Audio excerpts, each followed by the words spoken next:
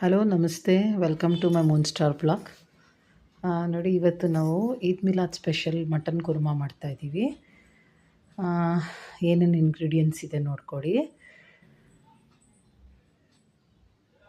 Mutton ಬೇಕು, ಈರುಳ್ಳಿ, ಕೊತ್ತಂಬರಿ ಸೊಪ್ಪು, ಬೆಳ್ಳುಳ್ಳಿ, ಶುಂಠಿ ಪೇಸ್ಟು, ಟೊಮ್ಯಾಟೊ, ಕಾಯಿ.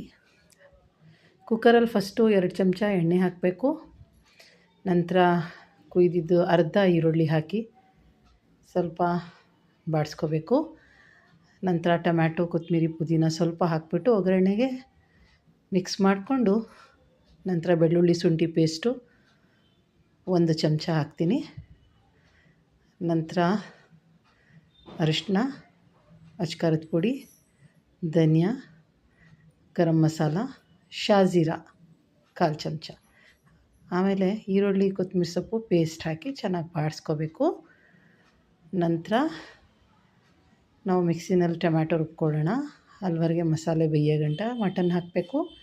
ಮಟನ್ ಮೇಲೆ ಉಪ್ಪು ಹಾಕ್ಬೇಕು 1 ಚಮಚ.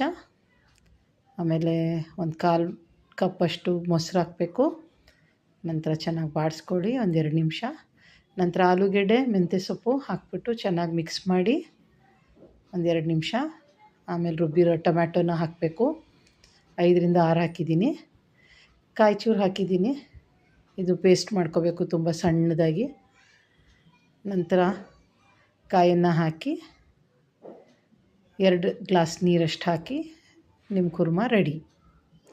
ಇದಕ್ಕೆ ಪುದೀನ ಗೀ ರೈಸ್ ಮಾಡಿ ನೋಡಿ, ಇದ್ರ ಜೊತೆ ಸರ್ವ್ ಮಾಡಿ. ಈಗ ಪುದೀನ ಕುಷ್ಕ ನೋಡಿ ಹೇಗೆ ಮಾಡಬೇಕಂತ.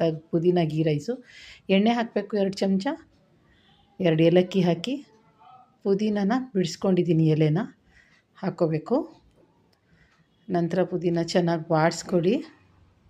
ಆಮೇಲೆ 1 ಟೀ ಸ್ಪೂನಷ್ಟು ಬೆಳ್ಳುಳ್ಳಿ, ಶುಂಠಿ ಪೇಸ್ಟ್ ಹಾಕ್ಕೋಬೇಕು.